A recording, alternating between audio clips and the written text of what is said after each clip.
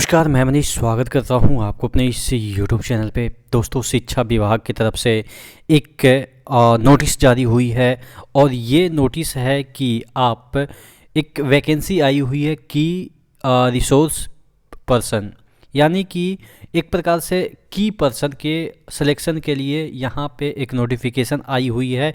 और यहाँ पे जो चीज़ें दे रखी है, एक एक चीज़ों को हम डिटेल में समझाएंगे कि कैसे सिलेक्शन होगा, क्या आधार होगा सिलेक्शन का, कितना सैलरी मिलेगा। तो चैनल पे नए हैं तो सब्सक्राइब जरूर कर दीजिएगा।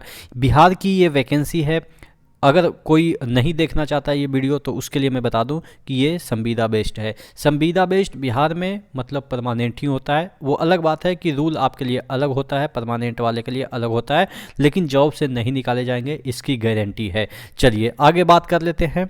इसमें जो आपके मिनिमम जो डेज है वो 20 दिन आपको काम करना ही पड़ेगा और एक दिन का 500 रुपया। और ये चीज़ें बढ़ती रहती है। अभी 500 रुपया, उसके बाद अगले साल इसका रिवाइज होगा, फिर अगले साल रिवाइज होगा। तो इस तरीके से सैलरी आपकी बढ़ेगी और ये आपके 10,000 मिनिमम सैलरी है। ठीक है। उसके बाद यहाँ पे शर्तें जो दे रखी है वो आप देख लीजिएगा कि कितना आयु चाहिए। यहाँ पे शैक्षणिक योग्यता आपको कम से कम तो ग्रेजुएट होना ही है, यानी कि ग्रेजुएट मिनिमम क्वालिफिकेशन रखा गया है। 12th 10th तक हैं, आप नहीं भर सकते हैं।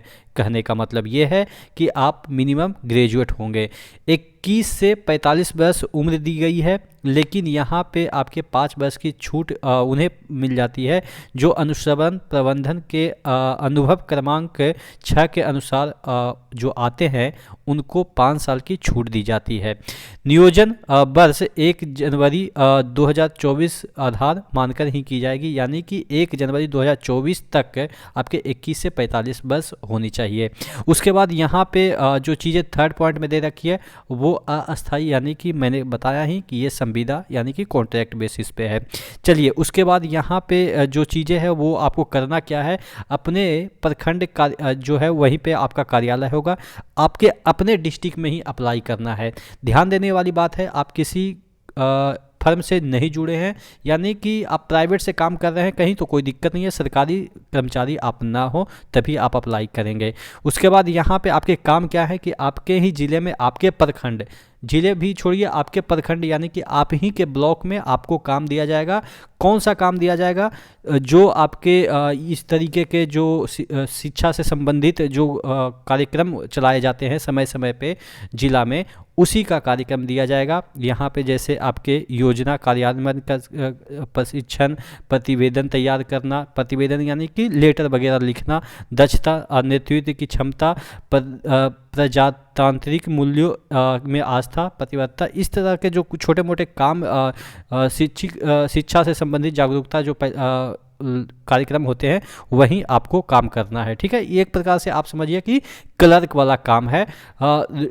आपका क्लर्क ही वाला आप समझिए कि एक प्रकार से काम है, क्योंकि इसमें आपको व्हाट्सएप चलाना आना चाहिए, मेल भेजने आना चाहिए, इस तरह के काम आपको आने चाहिए।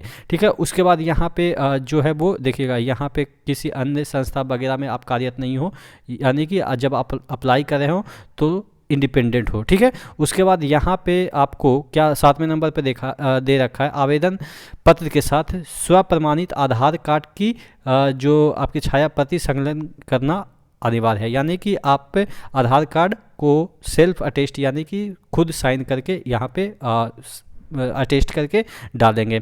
उसके बाद जो मैंने कह रहा था कि मोबाइल कंप्यूटर वगैरह से आदान प्रदान सूचना करने आना चाहिए, यानी कि मेल भेजना आना चाहिए, व्हाट्सअप करना आना चाहिए। चलिए अब सिलेक्शन कैसे होगा, आपके मैट्रिक में 30 अंक मिलेंगे, इंटर के 30 अंक मिलेंगे और स्नातक के 30 अंक मिलेंगे। उसके बाद ये हो गया आपके 90 अंक और 10 अंक आपके स्नातकोत्तर, यानी कि अगर आप एमए कर रखे हैं या एमएससी कर रखे हैं, यानी कि आप थर्ड ईयर बीए हो, यानी कि बीटेक हो या कोई भी चीज़ हो, उसके बाद का जो डिग्री होती है वो अगर आपने कर रखा है तो आपको 10 अंक उसके मिलेंगे। तो क्या 30 में 30 मिल जाएंगे? तो नहीं, इसमें ये दे रखा है कि अगर आप 45% से कम अंक आपके मैट्रिक में है तो 10 अंक मिलेंगे, इतना के बीच में है 45 से 59 के बीच में तो आपको 20 अंक मिलेंगे, और अगर 60 से ज़्यादा है तो 30 अंक मिलेंगे। यानी कि अगर तीनों में आपका सपोज 60 है, यानी कि आपने फर्स्ट डिवीज़न से पास किया है, तो आपके 90 नंबर 100% सिक्योर हो गए। उसके बाद अगर आपने एमएससी कर रखा है या एमए कर रखा है या एमटेक कर रखा है तो 10 नंबर उधर से, यानी कि टोटल 100 नंबर हो जाएंगे। तो इसी तरीके से आपके नंबर डिस्ट्रीब्यूट होंगे। उसके बाद यहाँ पे अगर बात करें तो क्या क्या जो चीज़ें हैं वो आपको संलग्न करना है, इसके वेबसाइट पे ही फॉर्म भरा जाएगा, ऑनलाइन ही भरा जाएगा। मैट्रिक प्रमाण पत्र, इंटर, स्नातक के प्रमाण पत्र और अंक पत्र। उसके बाद अगर आपके एमए एमएससी कर रखा है तो उसके अंक पत्र यहाँ पे और उसका इसके सिर्फ प्रमाण पत्र ही आपको खोजा जा रहा है स्नातकोत्तर के।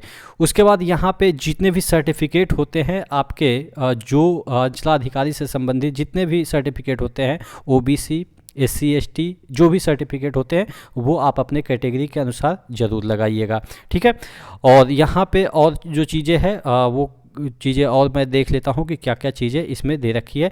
जैसे यहाँ पे चयन का जो दावा है वो 15 दिन के अंदर अगर कोई त्रुटियाँ होती है तो वो आप कर सकते हैं। अच्छा, पद की हम बात कर ले तो वर्तमान में उपलब्ध पद कितने हैं?